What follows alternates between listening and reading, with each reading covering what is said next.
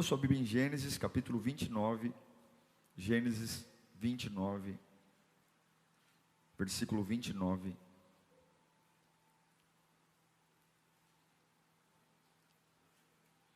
Gênesis 29, nós vamos ler do 29 ao 31.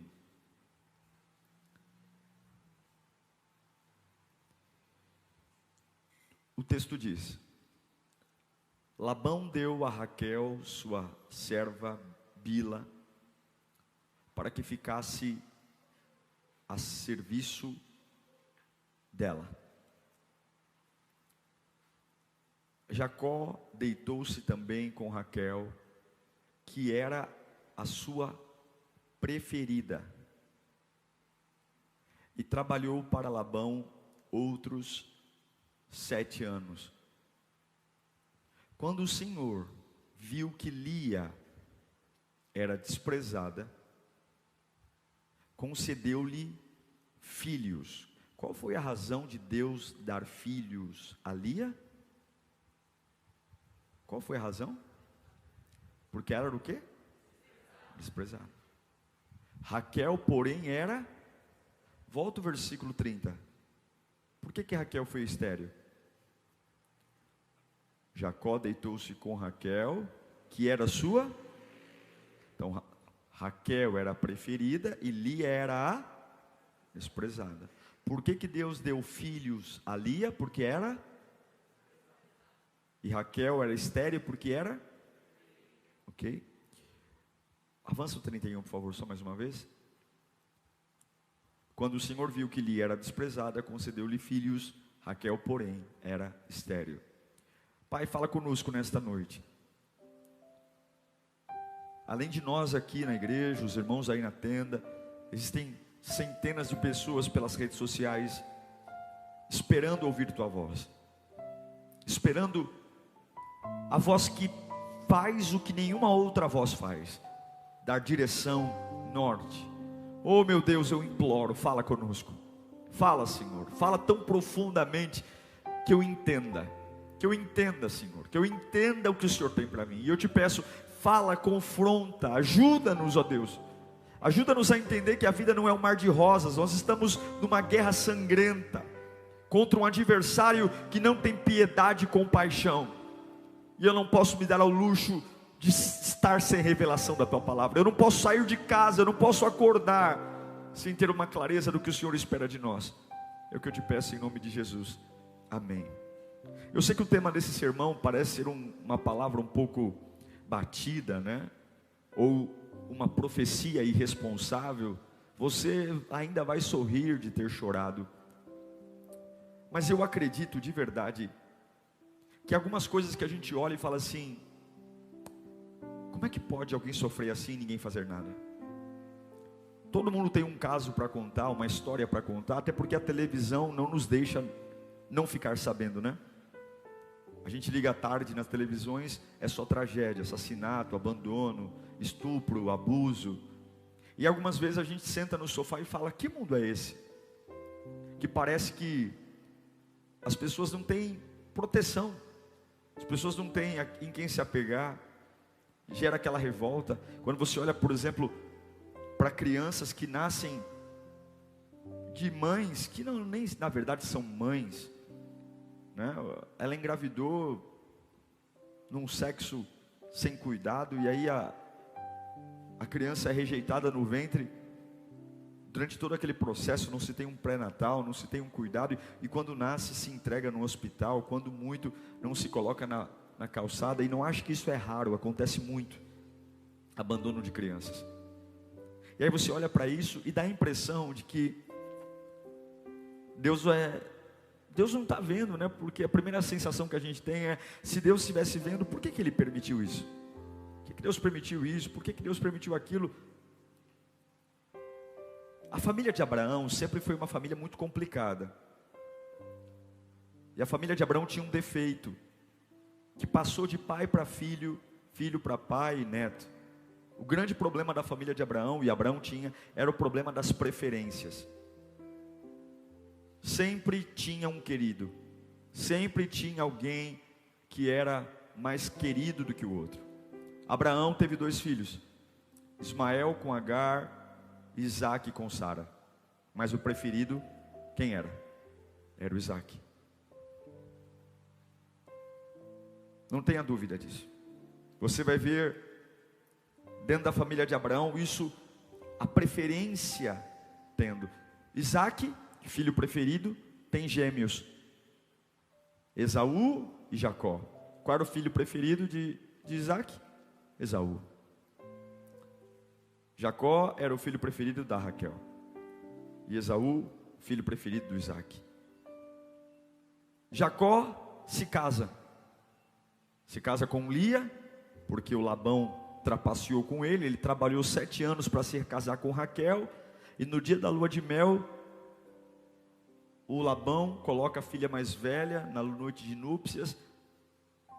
Jacó tem a noite de amor com Lia, e quando acorda, percebe que não é a mulher amada que estaria ao lado dele. E depois ele trabalha mais 7 para ter Raquel, porque era a mulher que ele amava. E mais uma vez, aquilo que Abraão fez, preferindo Isaque a Ismael, aquilo que Isaque fez, preferindo Esaú a Jacó, agora Jacó tem uma mulher preferida em detrimento da outra.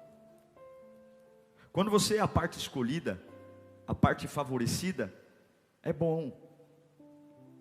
Mas quando você sabe que deveria ter um amor, um cuidado, uma atenção, deveria ter no mínimo algo que disfarçasse a discrepância, e algumas pessoas não têm a mínima compaixão em sequer disfarçar suas preferências, isso deve doer muito.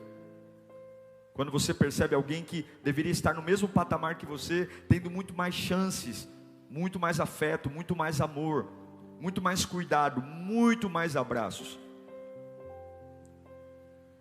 Mas esse texto me chama a atenção, porque ele me apresenta um Deus maravilhoso. Um Deus que, apesar dos homens serem injustos, apesar dos homens terem preferências, fazerem suas escolhas, suas panelas, suas pretensões, e de uma forma muito cruel, excluírem aqueles que eles decidiram não gostar ou não se relacionar, patrões que privilegiam uns em detrimento a outros, pais que privilegiam filhos em detrimento de outros. Na igreja, quando nós escolhemos não dar chance para alguém que está chegando novo, dizer não, aqui não, está fechado, o time está fechado. Eu amo porque nós temos um Deus maravilhoso que é justo, e Deus não tem prazer na injustiça. Nosso Deus não tem prazer na injustiça. Quando Deus viu que Lia era desprezada, Deus agiu. Quando Deus viu que Lia não era a favorecida, e que Jacó tinha muito amor por Raquel e nada por Lia, Deus, ele interveio. Deus colocou suas mãos, ele abre o ventre de Lia e deixa Raquel estéril. Era como se Deus falasse: eu vou compensar o amor que você não recebeu do teu marido. Eu vou te permitir ter filhos, e aquela que recebe amor, ela será estéril. Deus fechou a madre de Raquel, porque ela era a preferida.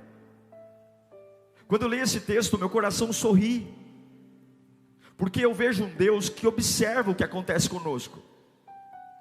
Para algumas coisas, a gente é tentado a olhar como bobagem, e nós somos forçados pela vida a dizer que algumas coisas são bobagens de serem faladas. Quantas pessoas minimizam o fato das injustiças que nos são entregues?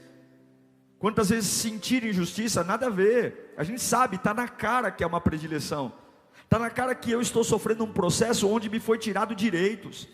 Direitos de ser amado, direitos de ter a mesma oportunidade. Está na cara que alguém privilegia alguém e fornece algo. E eu não estou falando só na questão da família, estou falando na questão profissional, emocional.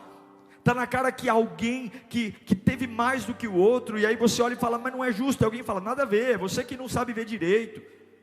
Mas eu amo um Deus que conhece o nosso coração e sabe o que acontece conosco. E a Bíblia diz que Deus, ele interveio, porque o nosso Deus não tolera cartas marcadas.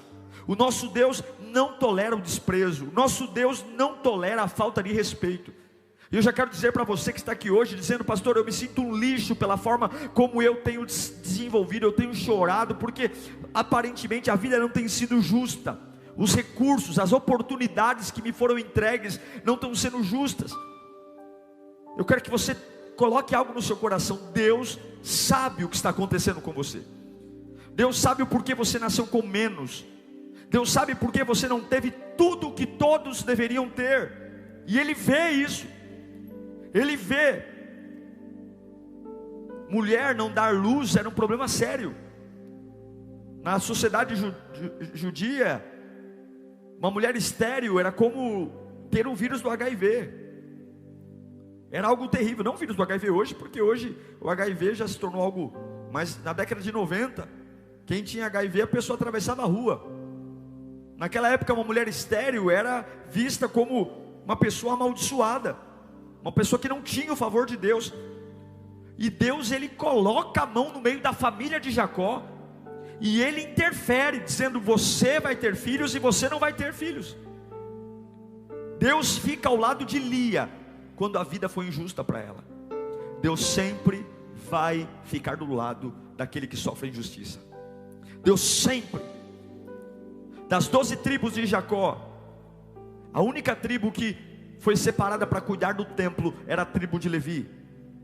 E Deus fala: então, já que essa tribo teve que vender as terras, já que de todas as 12 tribos, a tribo de Levi vendeu as terras, se desfez do patrimônio e vai viver exclusivamente do serviço, então todas as tribos vão dizimar para sustentar a tribo de Levi. Deus está dizendo: não é justo. Não é justo, porque todas as 11 tribos mantiveram seus patrimônios, mantiveram seus gados, suas fazendas. A tribo de Levi teve que vender tudo para me servir. Então todas as tribos vão dizimar para sustentar a tribo de Levi. Você vai perceber em Provérbios, por exemplo, como Deus se posiciona em favor do órfão, em favor da viúva. Deus sempre tem olhos voltados para aqueles que foram desfavorecidos. O problema é que nós temos uma dificuldade em acreditar que Deus é real. Se fala muito sobre Deus, nós choramos, nos emocionamos com as músicas, mas quando temos nossa alma sendo exigida em maturidade, em firmar conhecimento e convicções, nós pestanejamos e extremamente duvidamos do que Deus pode fazer. Porque é difícil quando parece que está dando errado, que há alguma justiça. É difícil quando você percebe que no curto prazo, aquilo que você está vivendo, que te tiraram direitos, te tiraram oportunidades, simplesmente zombaram de você, te discriminaram. É difícil você ver num curto prazo uma solução, e aí a gente desanima. Mas eu quero que você entenda: tenha calma, não tente interpretar o final do filme assistindo apenas o capítulo atual. Eu não sei para que eu estou pregando aqui, não era essa mensagem que eu ia pregar aqui hoje à tarde. Eu mudei essa mensagem momentos antes do culto. Mas Deus manda dizer para algumas pessoas que você está se precipitando, porque você não sabe como vai terminar. Você não sabe o que Deus está fazendo, você não sabe. Já viu aqueles filmes que você assiste e dá tanta raiva, porque parece que só os ruins se dão bem? Já viu aqueles filmes? Dá vontade de você desligar, falar: meu, não é possível, eu estou com raiva. Porque quando é que essa mulher desgraçada, essa malvada, vai começar a se dar mal na novela, vai começar a se dar mal no seriado? Não é possível. Talvez sua vida é esse filme hoje, que você fala: meu Deus, parece que todo mundo se dá bem, todo mundo consegue e eu não. Mas Deus manda dizer: você não sabe o que eu estou fazendo, e você não sabe como essa história termina, porque o teu Deus é Deus maravilhoso. Meu irmão, eu quero frisar nisso agora. Eu fui atrás de exemplos bíblicos, porque muitos estão chorando, mas você ainda vai sorrir daquilo que você está chorando. Eu quero declarar essa palavra. Eu me lembro da história de José no Egito. Quanto mais fiel ele era a Deus, mais injustiça ele passava. É uma coisa que não bate na matemática, porque nós entendemos que sermos bons diante de Deus, fazemos o que agrada a Deus, nos trará o favor de Deus.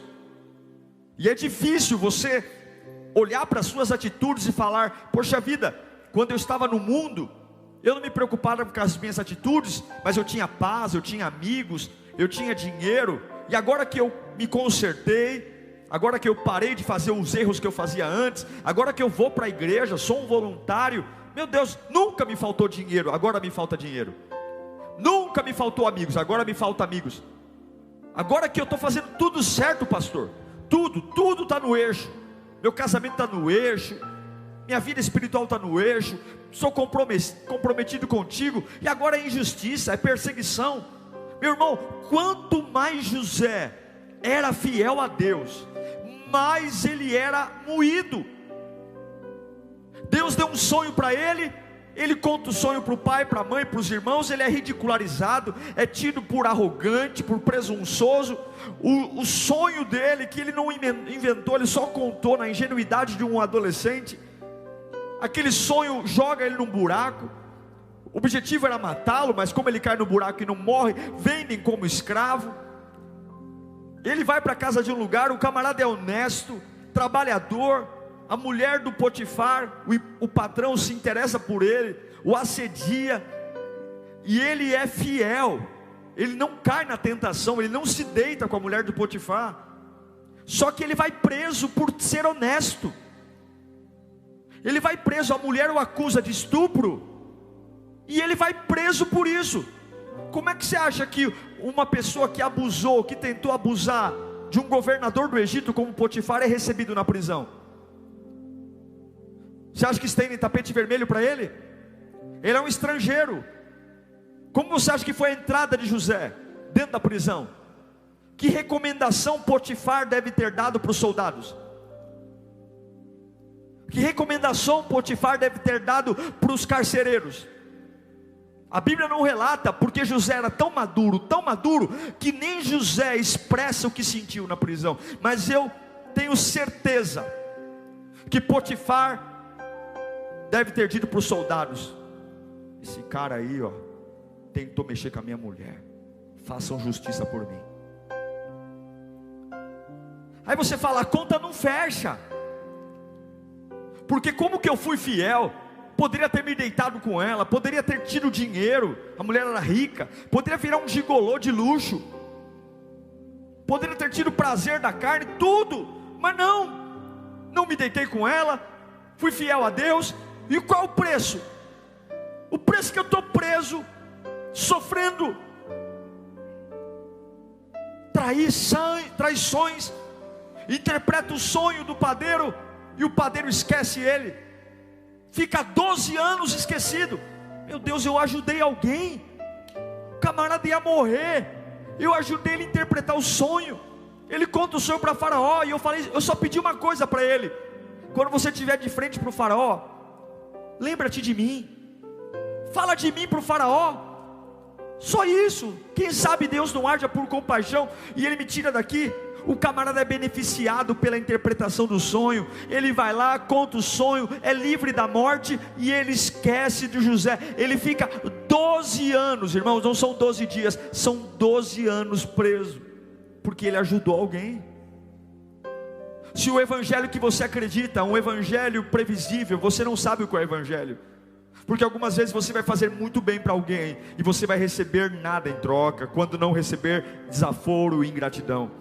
Algumas vezes você vai dizer: esse mês eu vou consertar minha vida, vou parar de fumar, beber, prostituir, vou parar com essas patifarias, e eu vou me firmar na casa de Deus, vou começar a orar, me consagrar, e aí você percebe que tudo vira de cabeça para baixo e nada melhora.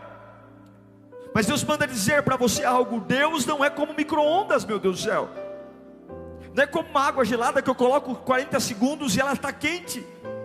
Você não sabe como a tua história vai terminar, você não sabe o que Deus está preparando para você, e não tente entender o lugar para onde Deus está te levando, analisando o que está acontecendo na sua vida hoje, porque nem sempre é o que parece.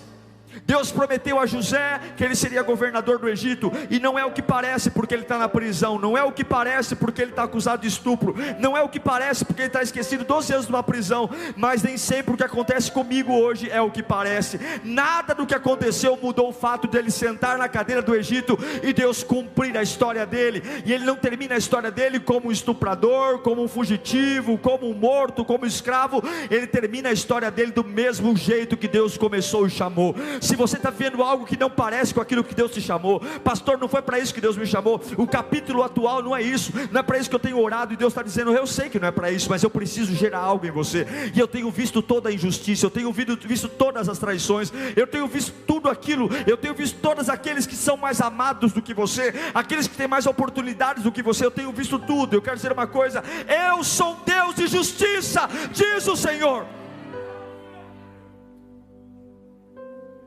Agora você imagina a cena: 12 anos preso, José todo barbudo, unhas grandes, cabelo sujo, sem tomar banho.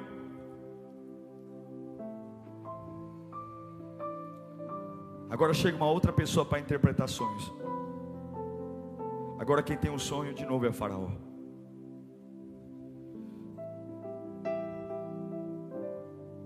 Faraó tem um sonho, ninguém sabe. Aí alguém fala: olha, lá na prisão, lá, o camarada está um trapo, está um lixo, está 12 anos lá preso. Mas eu sei que tem um rapaz lá na prisão que interpreta tudo.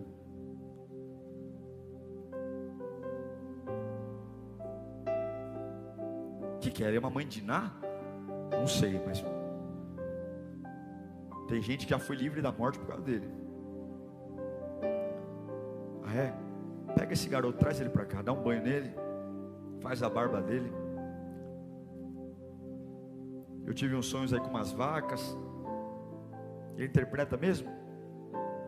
Traz ele lá. 7 anos aqui, 7 anos ali, não estou entendendo nada. Mas vamos ver se ele é o cara. José sai da prisão, deve ter tomado um banho, fizeram a unha dele. O Faraó, ele entra na sala. Até poucos instantes ele estava onde? Está preso, né? Ele entra na sala. Ô rapaz, me falaram aí que você está preso há muito tempo, né? Me falaram que você interpreta uns sonhos. Sim. Qual é o sonho? Eu tive um sonho assim, vacas aqui, espigas. José revela o sonho. Naquele mesmo instante, o Faraó põe a mão no bolso e falou: está aqui a chave do Egito. Está aqui a chave do Egito. Vai governar para mim. Vai governar para mim. Deus não precisa que o comércio abra para honrar você. Deus não precisa que o médico acerte o diagnóstico da tua doença para te curar. Deus não precisa do próximo presidente da república para favorecer a sua vida. Deus só precisa que você entenda que Ele está na condução de tudo, mesmo quando parece ser injusto. Mesmo quando parece ser injusto, Deus está na condução de tudo. E um belo dia alguém vai lembrar de você, ainda que você esteja barbudo, com as unhas sem fazer, sujo. Alguém vai lembrar e Ele vai entregar a chave do Egito nas tuas mãos, porque Ele nunca mentiu. Deus não precisa de um comércio aberto para mudar a tua história. Deus não precisa da economia dando certo. Deus não precisa do dólar cair. Deus não precisa de apoio político. Deus faz como quer, do jeito que quer. Vem para cá, José, assume o governo do Egito. É por isso que eu te afirmo: você ainda vai sorrir do que chorou. Eu declaro isso com toda a minha convicção, com toda a minha alma. Se Deus está aqui, eu profetizo isso. Tenha um pouco de paciência. Você ainda vai sorrir do que chorou. Você ainda vai. Porque Ele tem visto o que você tem passado. Agora imagine a cena. Uma vez por ano, toda a corte real no Egito tinha que ir até os aposentos de Faraó, se apresentar a Faraó e beijar o anel e o seu sinete, renovando a sua lealdade. E do lado de Faraó sempre tinha o governador do Egito. Toda a corte real tinha que ir até a sala do rei, beijar o anel do rei e do governador, para renovar a sua lealdade. Imagine o dia que o Potifar, que era da corte real, teve que entrar na sala do rei. O mesmo homem que jogou José na prisão, entrar na sala do rei E do lado do faraó quem está? Ele é estrangeiro. José não é egípcio, José é hebreu. Ele ficou 12 anos preso, ficou. Ele foi acusado de estupro, ficou. Ele foi traído pelos irmãos. Mas agora Potifar tem que se ajoelhar aos pés de José e beijar o anel, porque Deus colocou José como governador e maior do que Potifar. Você não sabe o que Deus está fazendo. Você não sabe o que Deus está fazendo. Você não sabe o que Deus está fazendo. Você não sabe o que Deus está fazendo. Você não sabe o que Deus está fazendo. Você não sabe. José virou líder, e agora o Potifar tem que beijar o anel. Lembra de Ana, mulher do Eucana? Era o contrário de Lia. Ana era a preferida e era estéril. E Penina, outra mulher de Eucana, tinha filhos. E a Bíblia diz que Ana era desprezada. Todos os dias, uma coisa é você ser desprezado por alguém que mora numa outra casa. Você fala, eu vou desviar da rua, eu vou tentar pegar um ônibus no horário diferente para não ver esse traste. Mas quando você mora na mesma casa, que você tem que, no café da manhã você vê, no almoço você vê, e a outra pessoa, já conhece gente pirracenta, gente endemoniada, que sabe tirar a paz dos outros? Já sabe o que é isso? Gente que tem o dom de tirar a paz. A pessoa ela não precisa nem falar nada, é um franzir da sobrancelha, é uma risadinha de canto de boca, ela já desequilibra a gente. A vida de Ana era um inferno, ao ponto do marido falar, eu não sou melhor do que 10 filhos para você.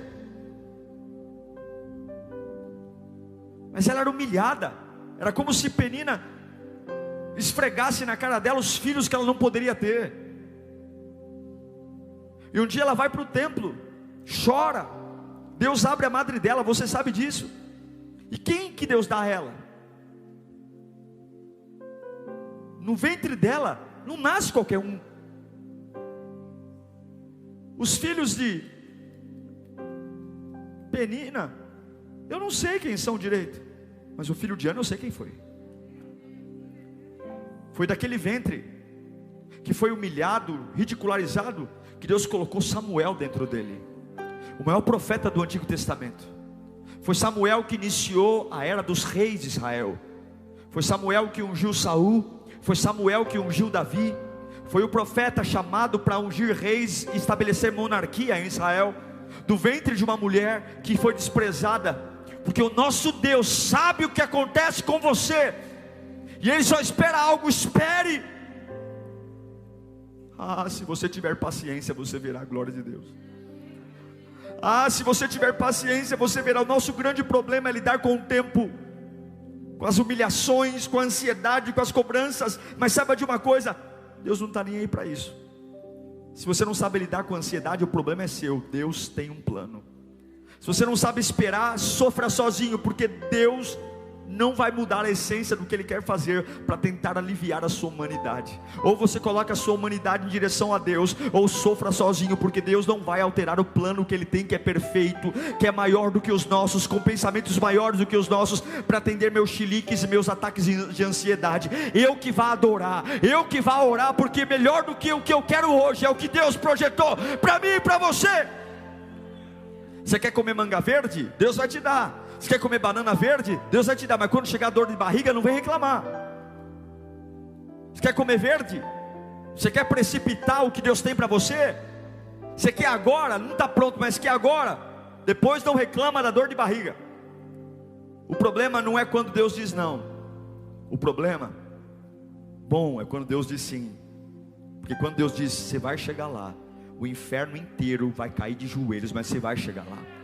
Se você tem um sim de Deus, não se preocupe com os nãos que estão aparecendo. Se Deus te disse sim, sim para a sua vida, sim para a sua salvação, sim para a sua restauração, sim para a sua cura. Se Deus disse sim, vá, porque aquilo que parece hoje estar desmoronando, aquilo que parece hoje estar tirando o seu chão, é apenas a construção do teu testemunho. Deus manda te dizer hoje, meu irmão, eu não sei você, mas eu quero ter uma história que as pessoas vão chorar quando eu contar para elas. Eu quero ter uma história que não glorifique a mim, porque o que me glorifica glorifica, é o que eu posso fazer, mas eu quero que o meu testemunho seja algo que as pessoas vão dizer: o seu Deus realmente é real. E para Deus gerar esse testemunho, eu preciso passar por fases ocultas, eu preciso passar por fases onde nada funciona, eu preciso que em alguns momentos os homens cavalguem sobre a minha cabeça, eu preciso passar por derrotas temporárias. Não é porque Deus Ele me odeia, não, é porque Ele está construindo uma história que não tem nada a ver comigo, mas tem tudo a ver com a glória dEle. E eu quero perguntar: você está disposto a deixar Deus construir uma história que não glorifique teu sobrenome, que não glorifique teu pai, tua mãe, mas uma história que quando você contar onde você passou e do que você for livre, as pessoas vão levantar as mãos e dizer: bendito é o Deus que você serve, bendito é o Deus que você tem buscado, bendito é o Deus, Ele é real. Eu nunca ouvi isso. É difícil passar pela fornalha, mas quando você sai da fornalha, a fornalha é testemunho de vitória. É difícil entrar num lugar onde parece que vou ser morto, mas é lindo quando eu percebo que não morri. E Ebenezer, o Senhor esteve comigo. Deus está com você. Se você tem passado por uma injustiça real, você que nasceu com uma enfermidade, você que nasceu com uma situação, você que teve seu marido aí que te largou, com filhos, você que nasceu com uma deficiência, surdez, cego, mudo, surdo, situações que você não pediu para ter, e simplesmente elas estão aí. É como Maria, ela não pediu para ser mãe de Jesus, ela tinha 13 anos, imagina uma menina com 13 anos, prometida a casamento, de um homem de 40, ficar grávida. Olha a loucura, olha o que isso parece que ela adulterou. José desconfiou dela. O que parece? Algumas coisas que Deus faz com a gente, parece que tudo é ruim. 13 anos, fica grávida, ela era virgem, mas quem vai acreditar que ela é virgem? O Zé falando: ela tem 13, eu tenho 40 e pouco, com certeza, menina nova, vou desmanchar o casamento.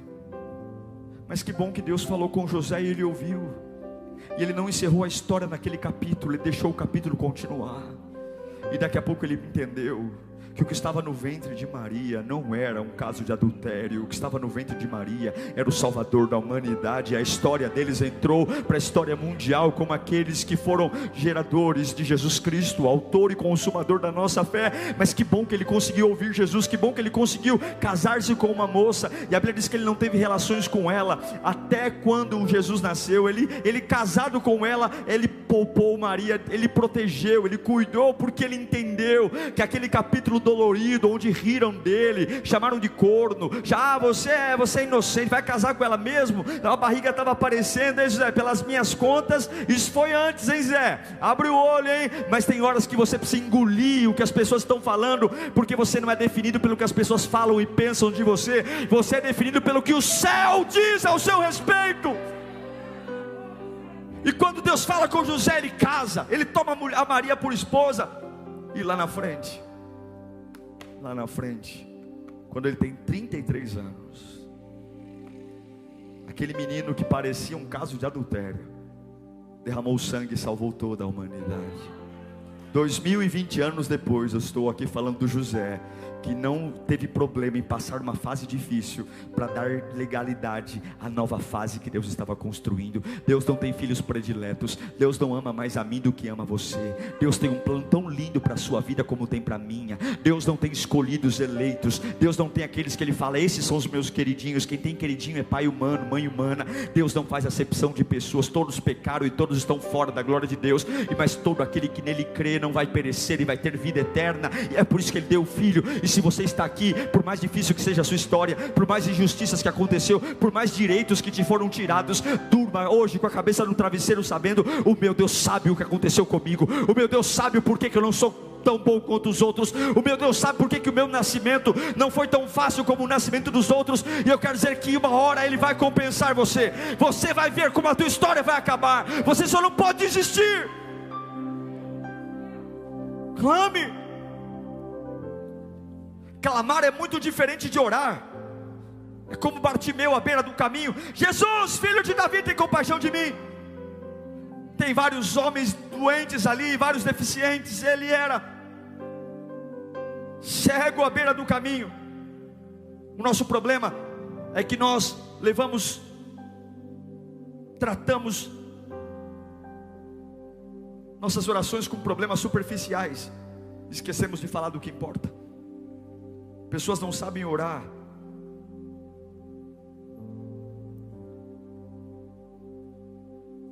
E aí quando chega em casa e tem um problema, sai gritando pela casa.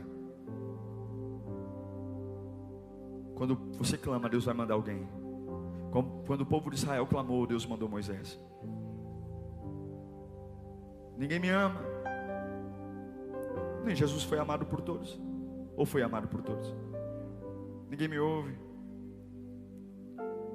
E você e eu somos muito mais chatos que Jesus.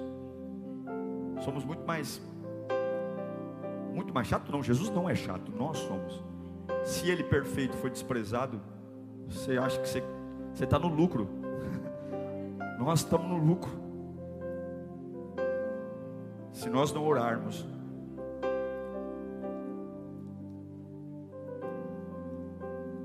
Vou dizer uma coisa, se tem uma coisa que você não pode ter, é amizade com o seu advogado.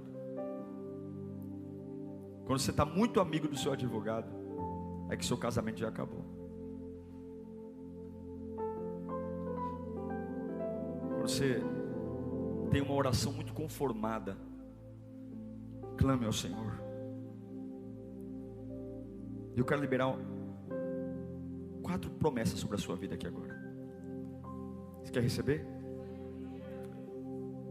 Se Deus fez com Lia, se Deus fez com José, se Deus fez com Ana, Deus vai fazer com você também. Levanta as suas mãos. Eu declaro que Deus vai fazer justiça sobre a sua vida, mas não virá de onde você imagina. Levanta as suas mãos. Não virá de onde você imagina. Pode abaixar as mãos. Qual era a injustiça de Lia? Que o marido não a amava. Deus não compensou Lia fazendo o marido amá-la. Deus compensou Lia dando um filho. Nem sempre a justiça que Deus fará na sua vida virá da forma como você espera. Nem sempre a justiça virá. Lia queria o amor de Jacó. Deus não deu o amor de Jacó. Deus deu um filho para ela. Toda vez que você depositar suas fichas num lugar só, você vai errar. Espere por Deus, mas esteja aberto para tudo que Deus pode fazer. Está entendendo? Ah não, eu quero que Deus me honre. Não, talvez Deus vai te honrar num outro lugar. Talvez Deus vai compensar essa dor de um outro jeito. Talvez Deus vai te abrir uma porta num lugar que você não imaginava. A compensação para Lia não veio do lugar que ela esperava. Segunda coisa que eu quero profetizar, levanta as mãos. Não virá através de quem você pensa. Segundo, não virá do jeito que você pensa que vai ser. Você vai ouvir Deus te responder, mas vai ser do jeito dele. Não vai ser da pessoa que você espera. Lia esperava de Jacó, veio um filho. E não vai ser do jeito. Levanta a mão de novo.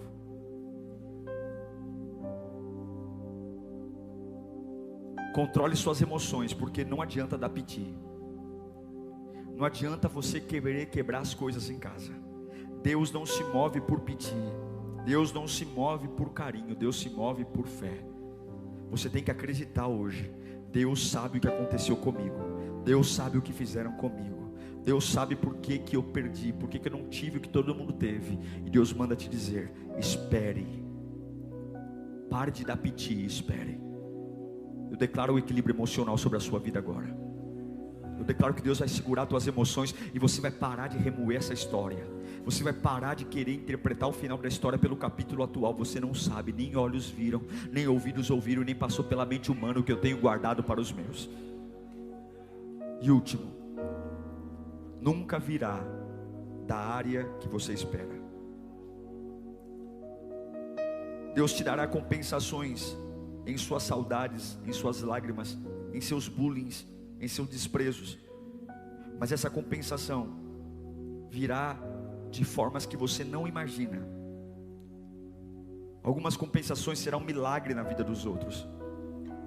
Algumas vezes Deus vai curar a sua vida, dando algo para o seu filho que você não teve, e você vai se alegrar com a vida do seu filho. Você recebe isso ou não?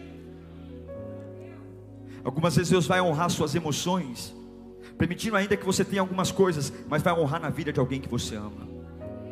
Deus não vai fazer como você planejou, você não sabe, mas o que Ele vai fazer é bom, perfeito e agradável. E eu encerro dizendo algo: nem todas as compensações virão nessa vida. A maior de todas as compensações é quando não haverá mais choro, mais dor, mais ranger de dentes. É quando nós teremos um corpo transformado, estaremos totalmente renovados, onde o pecado e a saudade não farão mais parte da nossa vida, onde estaremos eternamente ao lado do Criador. E se algo não foi compensado aqui, um dia você vai ver a compensação. Quando você andar pelas ruas de ouro e perceber que o pecado não te prende mais, e que a vida ao lado de Cristo compensa todas as dores que você passou. Se você crer assim, você não precisa ter mais inveja de ninguém. Se você crer assim, você não precisa mais ficar odiando o sucesso de ninguém. Se você crer que Deus é justo, você não precisa ficar em casa dizendo: eu não vou dormir porque eu não aceito, porque que Ele tem e eu não tenho. Se você crer assim, durma em paz, porque o teu Deus não cochila e não dorme. O guarda de Israel vigia você, e é Ele que tem escrito a tua história, é Ele que tem cuidado de você. Jesus Cristo descende da descendência de Jacó. E eu pergunto para você: a descendência de Jacó, a descendência de Jesus, veio do ventre de Raquel ou de Lia? A descendência de Jesus Cristo, eu e você aqui temos salvação por Jesus Cristo, e foi do ventre da Lia desprezada que nasceu a geração que deu origem. Judá, filho de Lia, e de Jesus veio a descendência. O nosso Salvador veio do ventre da desprezada, do ventre da abandonada, mas foi ela que entrou para a história como aquela que deu origem, a linhagem que tirou o homem da morte e o levou para a vida. Você não sabe o que Deus está fazendo, você não sabe, então aguenta a ansiedade, adore, clame e creia, porque Deus tem visto tudo. Ele vê até o que você não vê, Ele sabe o que tramaram, Ele sabe o que fizeram, Ele sabe o que projetaram, mas Ele vai terminar aquilo que começou, e nenhum capítulo atual vai mudar o que Ele tem para você. Levanta a tua mão bem alto e grita: não é o que parece. Fala mais alto: não é o que parece. Grita mais alto: não é o que parece. Não é.